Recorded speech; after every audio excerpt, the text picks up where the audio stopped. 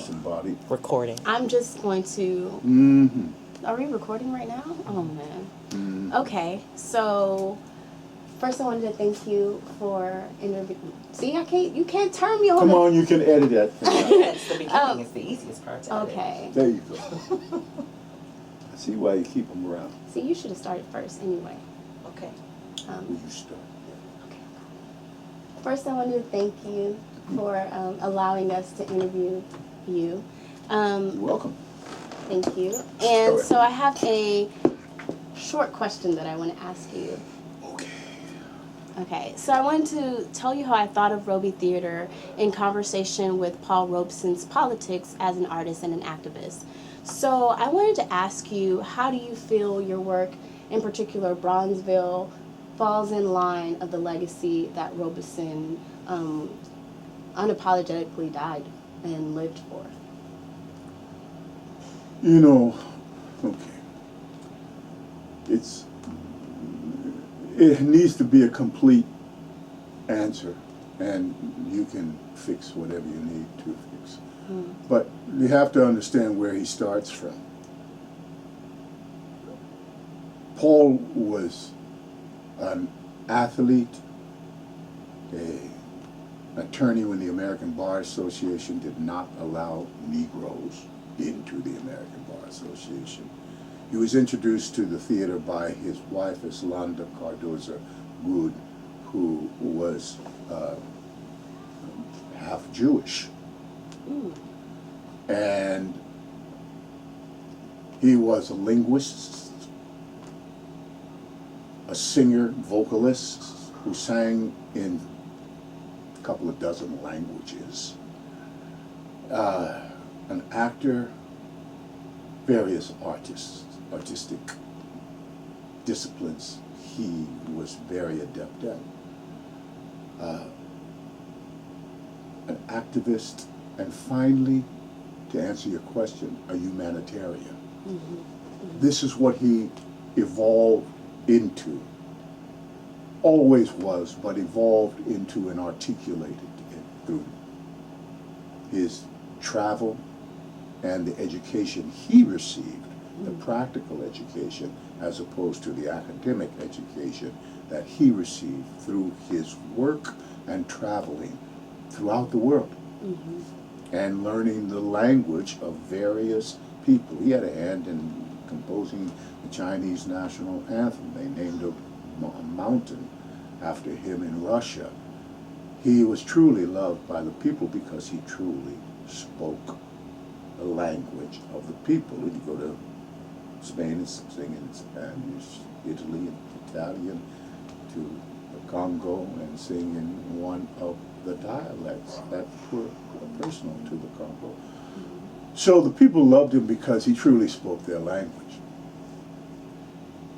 Bronzeville, story about choices and the consequences of choices. The family that comes there and finds the young Asian man hiding in the attic, refusing to go to the camps because he deemed himself an American citizen. He was born there. And the family that came, and the father, patriarchal figure, who did not want him to stay in his house, in the young man's house, because that was his house. He wasn't just hiding in the attic, it was his home that he had been expelled from. The father had genuine concerns. Here you have a black family just out of Mississippi, couple of days, and here they are on the West Coast trying to figure it all out. And there is a real threat there because they are, for all intents and purposes, harboring a fugitive who has committed a crime, the crime of being Japanese. And to protect the family, the father didn't want him, wanted to turn in all of that. And so what to do? Does one, what kind of choice does one make? Well, Paul made choices. He made important, fundamental choices. He said it, and it's a quote, an artist must take a stand. I had no choice. I must take this stand of being a true artist and being a human being. You know, people say that he lost because of here's again about the background. It's important to know because the stakes are very high. You've got a guy who, in 1943, is the most popular artist in the world. Not just black artist, but the most popular artist in the world. First guy to do Othello on Broadway. Ballad of the Americans. Sang that song. Made about a dozen films. He's making $100,000 a year when $100,000 a year is like making $10 million a year to this day and age. It's serious money back in 1943. But because of his formal, let's call it that, politics of socialism, being a scientific socialist, which is what he was. He was never a card-carrying, quote, communist. And we have to remember again that communism in that decade was different than communism is now or was before. So there's all of that to consider. He made choices and made choices so that he lost a lot of the trophies, a lot of the prizes and so-called successes that many people hold as the value. He made those choices consciously because all he had to do was keep his mouth shut. Yeah. That's all he had to do, and he would have been living the fat life throughout. But he could not. He always couches it in those terms. He could not didn't want to, but could not. It's because of a moral integrity, because of a very high principle, and for very practical reasons. We're talking about a black man in America, right? So, with Bronzeville,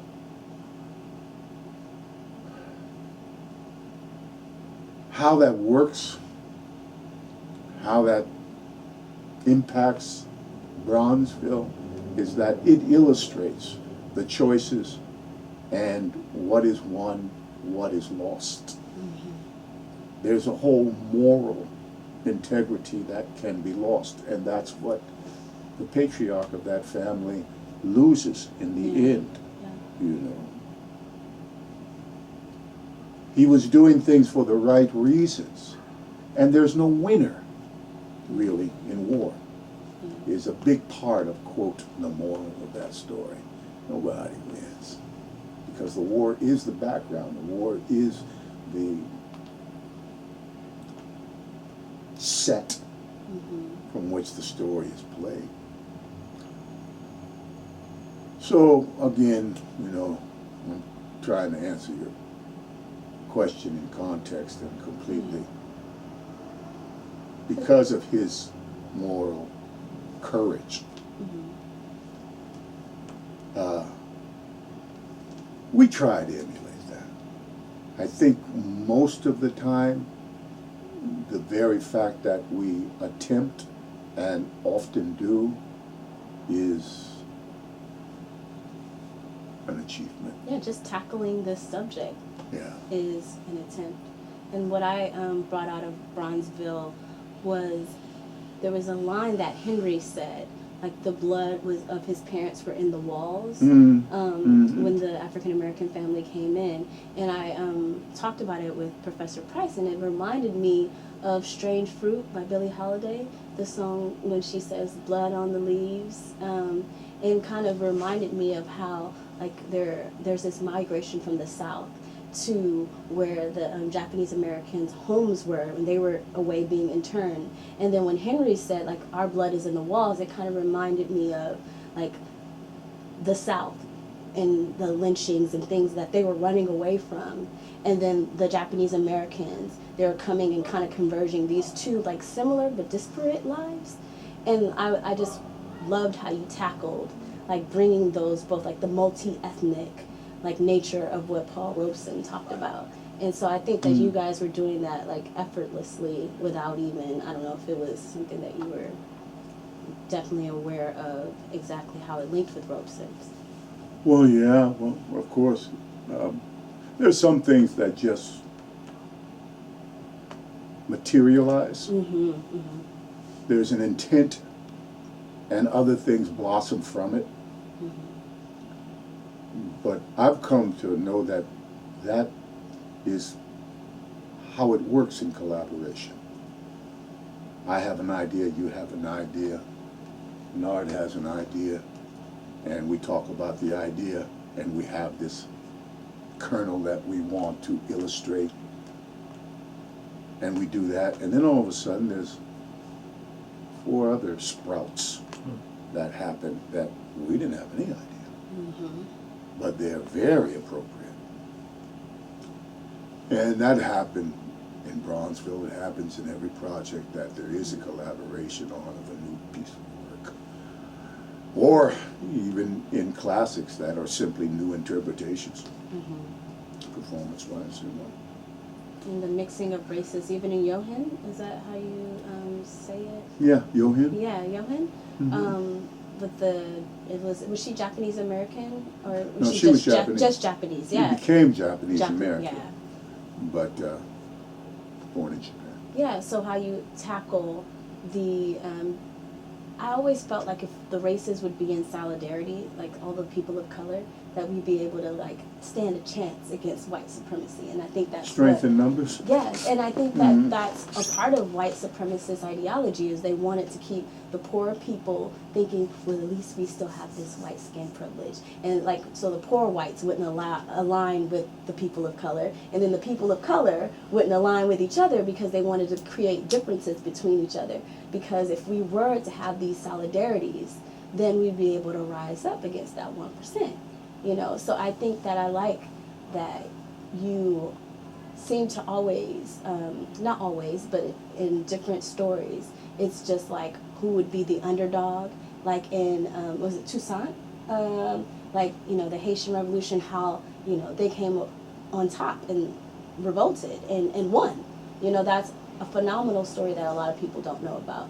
And then you have these 2 other stories when there's, you know, Japanese and blacks coming together in some forms of solidarity, even if in the end, in Bronzeville, it wasn't exactly what people may have wanted for Henry, but it was still showing like the individual lives, and people make hard decisions. But even in that, you saw like black and Asian solidarity in there, especially with the grandmother. She being a slave, was she a slave herself? Yeah. Yeah, was she being a slave, says, you know, we're not going to let this man get taken by, you know, the same state, you know, that was enslaving us. No question about it. With her, there's no debate or anything. Yeah. That's activist work. To put that out there. Yeah, that's at its basic level.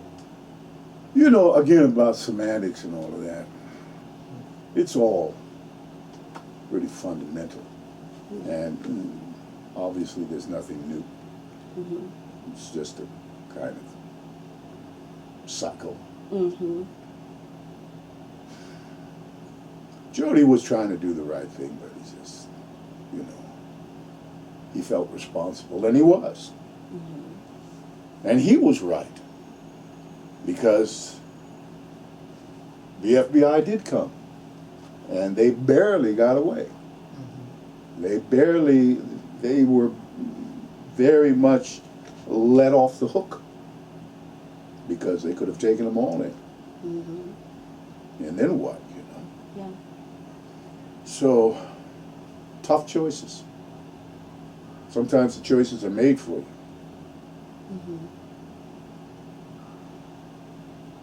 Princess, she ends up with a broken heart. Yeah. Yeah. In a while. But yes, you know, they fall in love, or in the beginnings of love. And then the family basically splinters for quite some time. And then who brings it together, but back together again, but the Father. Again, in that solidarity of prayer Yeah. and respect. That's good. That's good. A Yeah, universal act. Hmm? A universal act. Yeah. It's a great play. Yeah. We did 3 productions of the play, you know. We did the first original world premiere here, then we brought it to Manzanar. Manzanar is one of the camps, as you know. And then we did a 3rd production of it here, again in honor of the Bronzeville Festival, but almost 4 years later. No? It's the way that the film, I mean, not the film, the Bronzeville, the play was educational. I wanted to talk, my final question was to talk to you about how your plays have a pedagogy to them as well. Pedagogy meaning just a way of teaching, but also like this activism. So you're doing so many different things at so many different levels. Like you're tackling things that people don't know about, the Haitian Revolution. People don't know about Bronzeville. So I'm just wondering, in this legacy of Robeson, like how is it that you come to... That's why we were founded. Really, the answer to your question is pretty much that simple. We were founded. Danny and I founded the theater company to reflect, develop stories about the Black experience. Not just the African American, but the global Black experience. That's why.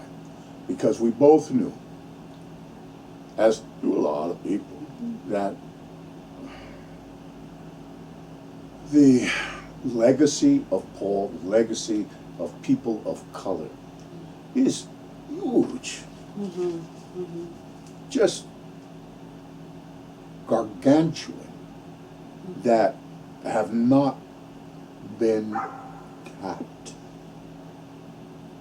And we both talked about it when we were much younger, about one, just generally, what is there for us as artists of color, performing artists of color. There wasn't an awful lot. We're talking 70s. In mainstream theater, where we both trained. And so, learned a lot there in those mainstream Eurocentric theaters. But still, there wasn't a lot of work for us. And even though we appreciated, you know, the wonderful work that was being done at the American Conservatory Theater, at the Denver Center for the Performing Arts, and La Jolla here at the Taper. There weren't a lot of choices for us. This is pre-August Wilson, when the only really play of note was Raisin in the Sun that most theaters would consider doing. Eurocentric theaters would consider doing. And so, and the kind of work we wanted to do, the kind of quality of work we wanted to do, and develop, that really wasn't all that much on the radar, sensibility-wise. And we weren't really all of that could define it, but we knew it was there and we needed to work to find it. Because sometimes there is a vision, and the vision is clear, but it morphs into something else as you move along, because things change. Because especially in this collaborative effort, you have actors, you've got directors, you've got writers, you've got technicians, you have designers, and all of them collaborating. The vision simply has to change. It's not a singular vision anymore. I mean, there's 3 ownerships to most plays, I say. It's playwright, the director, finally the actors own the play. And they all are culpable to that ownership. They develop, and the end point is a totality of all of that. So we wanted to do a certain kind of work, and it was about the stories that really hadn't been developed, hadn't been told, hadn't been developed. We knew about them. Most of us in ethnic cultures knew about these stories at some level. But Toussaint Louverture, Jean-Jacques Dessalines, Henri Christophe, these guys, you know, we didn't know the details. We didn't know the history that if they had not won, we might all be speaking French. Because the Louisiana Territory was owned by Napoleon. Napoleon was the titan of the time. It was his soldiers that he sent to Haiti to conquer and win back the island from this black Napoleon. And they were the most powerful army on the planet at the time. And they lost to an enslaved population on an island, usually working in guerrilla warfare, which Toussaint perfected. And as a consequence, Napoleon sold the Louisiana Territory. That was a consequence of that war on the island of Haiti. If he had won, he was going to use it as a stepping stone to the Americas. That's a fact. That's so historical educational. fact. Nobody talks about that too much, you know, in the history books that are, you know, that they give us in mainstream academia. The same way, the same way, you know, how the Civil War is presented. It Or was Abraham Lincoln freed some slaves. How about that? yeah, how about that? You know, so the distortions and the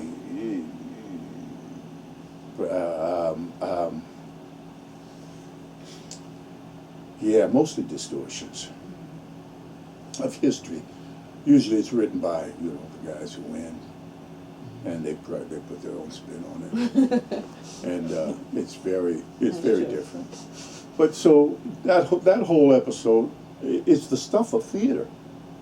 It's really the stuff of theater, and at the same time, it has all that educational value. I mean, just our conversation here, let alone the dramatization of Toussaint and Dessalines and Christophe and what happened. It's not by mistake that they are the poorest island in the Western Hemisphere now. That's not a mistake. That is designed as a lesson because the French never got over losing to some black slaves or ex-black slaves. And this country had their eye on that because it was slaveholding country. Whoa, wait a minute, that island they won? Well, let's not let that get too close to these Negroes over here because we might have It's just the value of your plays to what's going on in the Black Lives Matter movement right now. Can you imagine, like, the organizers and the protesters and just the everyday people who want to be charged for action to see these plays and to say, they did that? And to know that their actions are not futile, that they can have consequence that's positive. Yeah, it works. That's why the struggle keeps going on, and there isn't, you know, the mainstream. What is it? How is it put? The white. We call it mainstream, but it's what it is white. We call it Eurocentric, but what it is white. You know, and how all of that kept in place. And but the struggle is there. They can't stop it. I think of it, after all is said and done, and after all is said and done, and after all is said and done, that what a waste of time. What a waste of time, the reason for the struggle, because of fear. Because that's what basically it is. And a lack of trust, which is what it is, a result of fear. That if we did not have to go through this, what a world it could be. If we did not have to fight this fight, that's just, I'm talking about ethnicities, cultural battles. If we did not have to fight that, and let alone the others, because they're all based in culture. And I mean, there's a reason that the Jewish state is in the news every day. Every day. Like there isn't an awful lot of other news sometimes. There isn't South America, Africa, the Caribbean, Canada. Canada is, it's like it doesn't exist. At all. Doesn't anything ever happen up there that is really newsworthy, even in conflict, which is what news is all about, is conflict. Which is the stuff of drama, which is the stuff of theater. But again, you know, it just, if we didn't do that, if we weren't so much human beings and so valuable that we didn't do that, what a world this could be. You know? Even with all of these obstacles of this conflict, there's some really wonderful things happening that happen all the time. Whether or not we get the news, we usually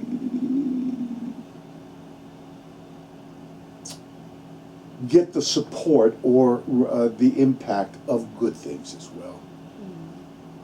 But you know, again, what the theater is about is conflict, and we talk about that. The stories are about that. These are the stories of drama. With Toussaint and the Haitian Revolution and For the Love of Freedom,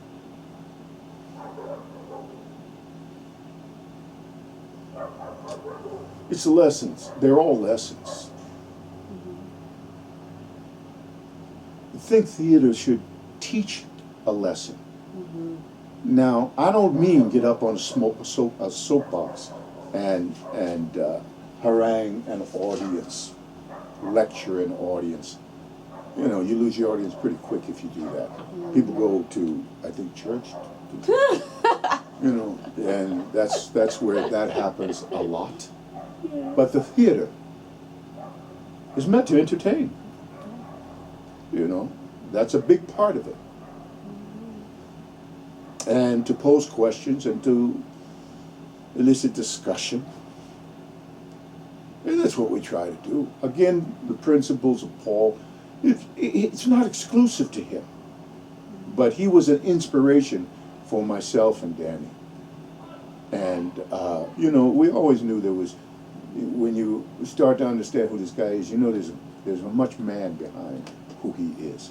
There's much grown folk, mature, adult, maleness behind this guy, what he says, what he does, how he does it, how he moves through the planet,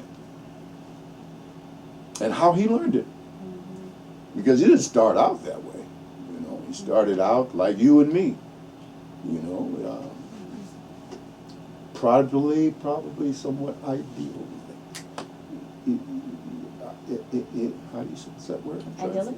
Idyllic? Is that it? Idyllic. Idyllic, okay. You know, and pretty much naive. But if you're black in America, especially during the Harlem Renaissance and stuff, and you can sing like an angel, but you must come through the back door, well, it's different. So that brings up a good point. Like in some of Robeson's, like we talked about it shortly in the class, that he bent down and called someone Lord. In body and soul. In body and soul, and those type of things. Like, how do you go from dressing up and, you know, stereotypical primitiveness, and then turning into this socialist? Like, was it like sometimes you just have to get in the door, or was he naive, even though he was, you know, valedictorian and very smart, and then a descendant of slaves? Like, wasn't it his father or something? Like, Father's a slave. yeah. So do you really not know what you're doing when you're saying Lord and dressing in stereotypical, or, you know, just some of the roles that might seem a little bit like, or was it get your foot in the door, then you could turn it on them? And I think, you know, with him and the things I know about him, I think there was some naivety there. Foot in the door, that too.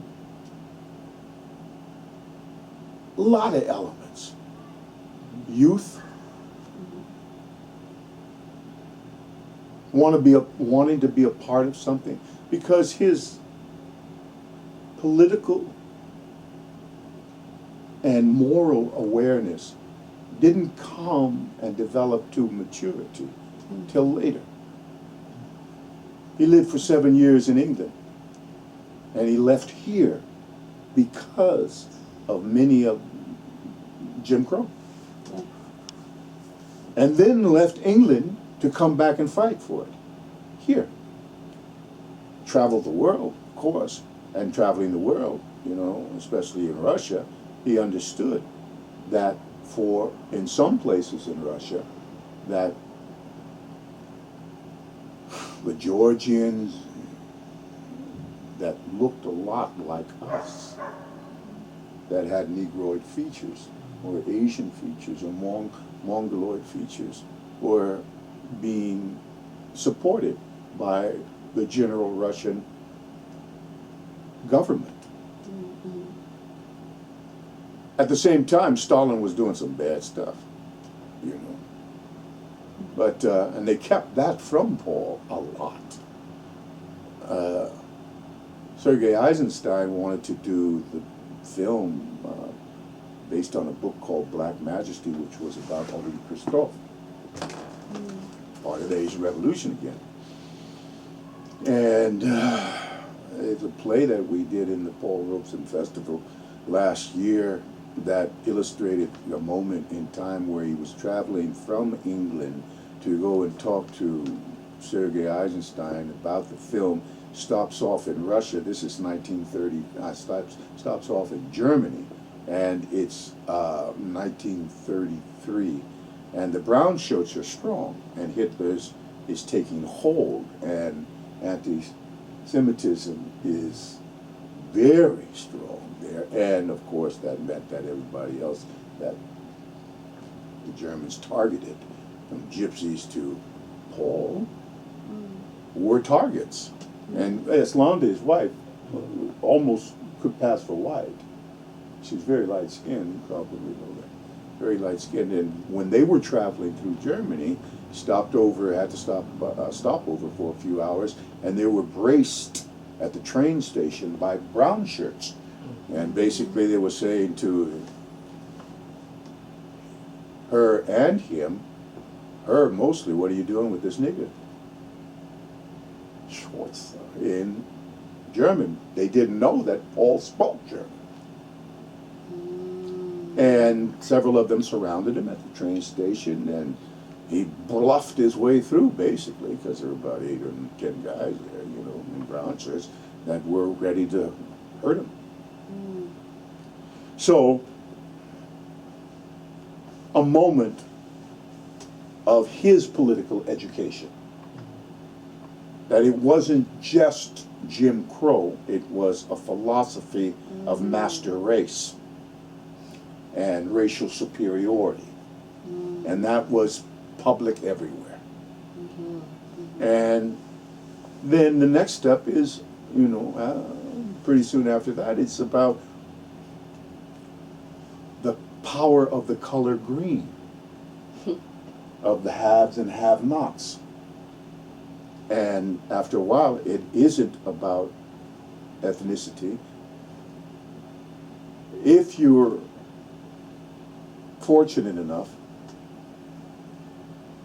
to be wealthy, that opens the door to power. It doesn't change your color, as we all know still, but it opens the door to access some things. I'm going to let Bernard go, but I just wanted to ask you before we transition, where do you see your next plays going, given especially what's going on? You seem to have yours are a lot more historical. Do you ever think maybe because of what's going on in, say, Baltimore's uprisings or just the contemporary moment, do you still want to play along the lines of educating, or would you ever think about doing some sort of plays as social activism right now at this moment in history? Well, we've done that. Tom Gibbons, we did a trilogy of his plays. He's a playwright out of Philadelphia. He wrote B. Luther Hatchie, House with No Walls, and Permanent Collection, in that order. Yeah. And we produced all three of those plays. B. Luther Hatchie, that word, or those three words, B. Luther Hatchie, is the area that one descends to after they've reached hell.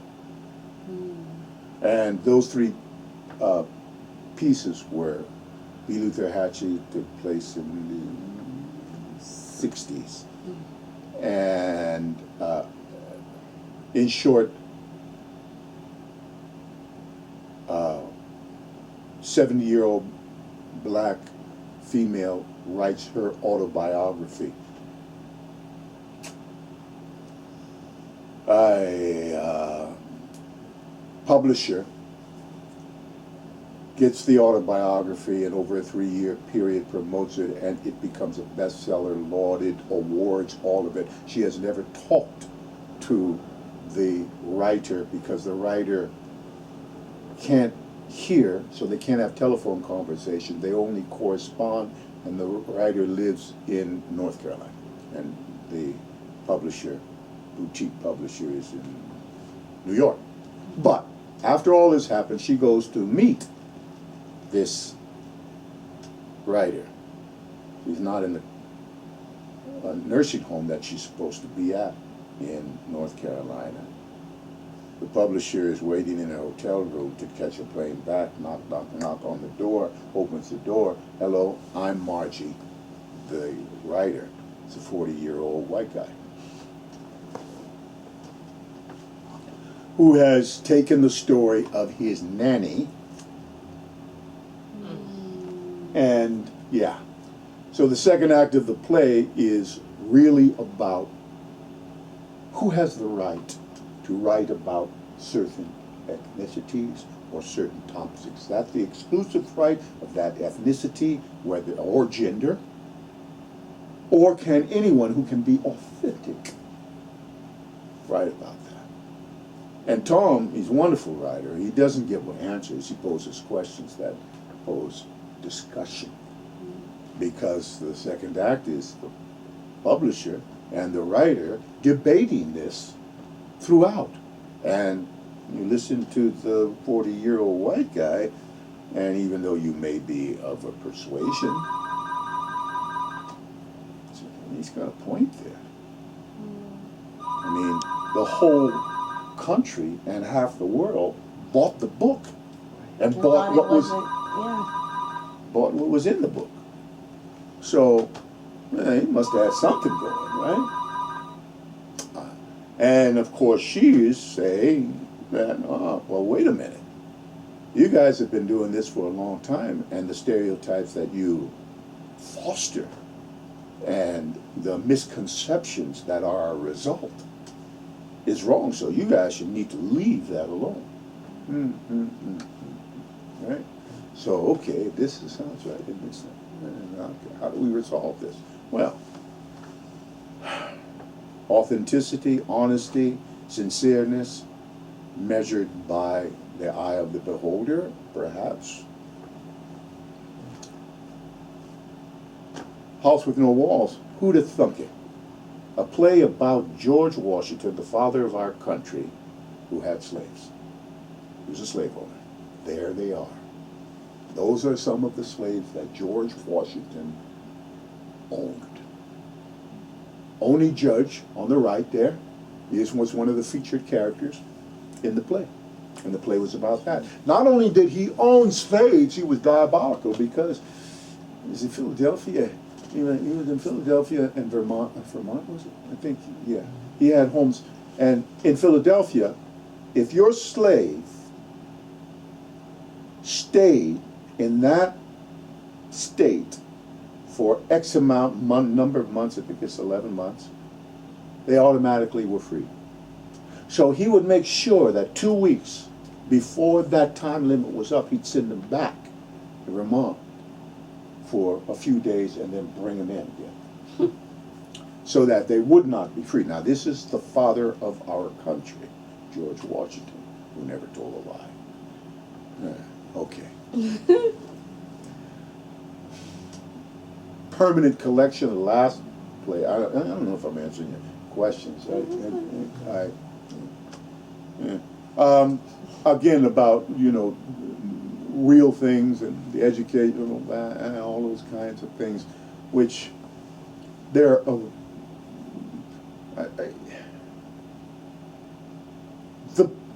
the result of the plays usually most things have a form of education about them, Mm-hmm. They're not always set out to be that from the get-go, Mm-hmm. but, you learn. You live and learn, right? Yeah. We always wanted and made a point of working towards the play and the work that we did had some kind of profundity to it without being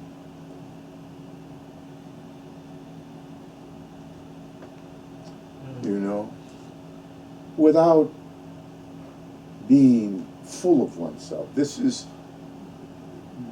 There should be, because life is so short, because time is so limited, because there is so much that we need to know and we need to think about. And it doesn't always have to be tearing our hair out, those of us who do have it. But it should provoke and inspire a kind of way of thinking about things that is worth retaining. And so the choices that are made, that's how, and part of how those choices are made, if that is something that I see. It's not that difficult to understand that audiences crave, if presented in a way that is, quote, entertaining, lessons, education, knowledge, profundity, sincereness, authenticity. They sound a little heavy, but the plays aren't all that heavy. Certainly the Dunbar isn't, but it's full of that. Yes. And so the choices that I make are based in that. And it's about us, and part of that, quote, profound quality is a lot because there's so many stories about us that take on a different sensibility, seen through eyes of a different sensibility, that have a different sensibility, that are just amazingly, wonderfully entertaining, simply because they haven't been told through that point of view. There's only 37 dramatic situations, you know. I mean, really.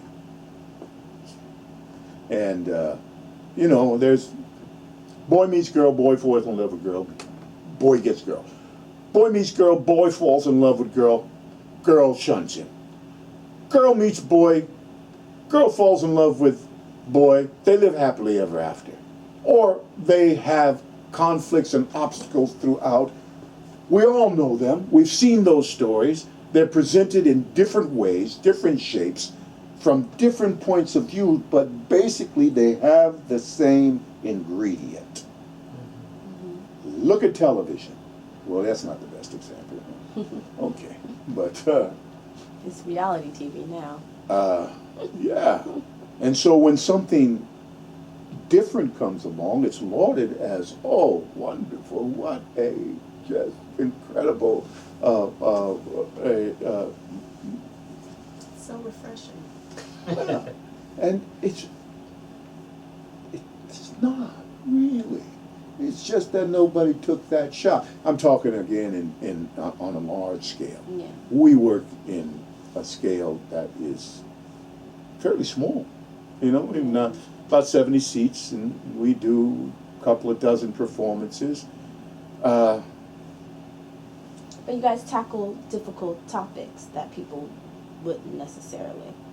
Yeah, I suppose we do. I really don't think about it as difficult.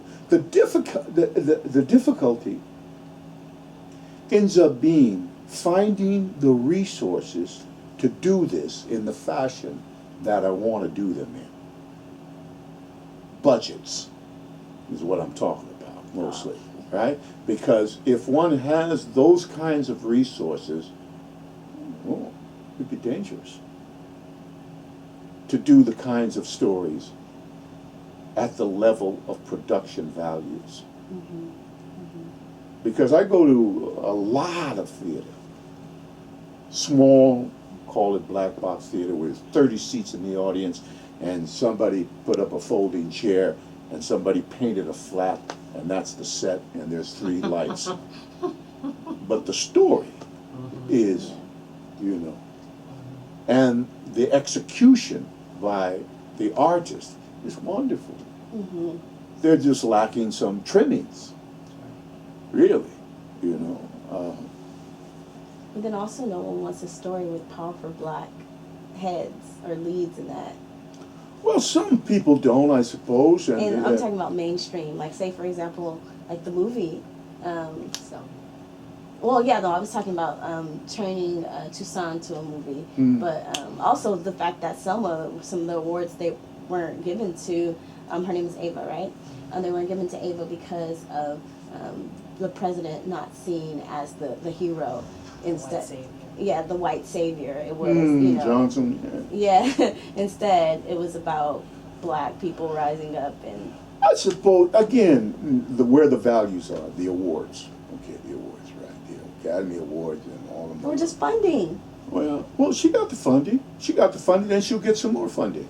I was talking about for no, the hard topics like you. Well, sure, they're all hard topics. Believe me. I mean, there's not a lot of easy paths in this, quote, mainstream business. Whether one is an actor, a director, technician, whatever kind of artist one is, it's a very difficult field, a very, very difficult profession to sustain a career in, to build and sustain the career in. Now, all right, let's look at it really at the levels that I think are appropriate. If you are a white artist that is gifted, yeah, probably a little easier. If you are a white artist that is gifted, that has real relationships with the studio, well, probably an easier path. How many are those are there? Not an awful lot compared to how many artists that are gifted. Would it be like someone like Leonardo DiCaprio always working with the same director, was it Scorsese that he always works with? Uh-huh. And like constantly getting those films. Yeah. Something Again, Leonardo DiCaprio, who I always look like Peter O'Toole. He and Peter O'Toole kind of, I don't know what, they must have cloned each other or something.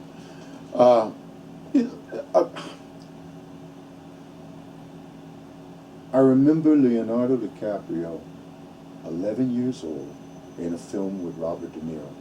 And I remember reading after that film that Robert De Niro said to Scorsese, I saw this kid, I worked with this kid, you should keep your eye on him. And the kid is Leonardo DiCaprio. He was living over on La Brea with his mother, his single mother. Poor kid. Just got a couple of jobs in television, then got a job in this film, then got a job in this film with Bobby De Niro. And the rest is history. But again, where he came from and how things kind of happen. Okay. Relationships. Yeah. Again, keep that in perspective. There are all the successes. Of course, we can all quote all the successes. All the big name, quote, movie stars, film stars, and supportive collaborators that come with the stars. We can name them all because they're obvious. There's a whole plethora of African American actors that are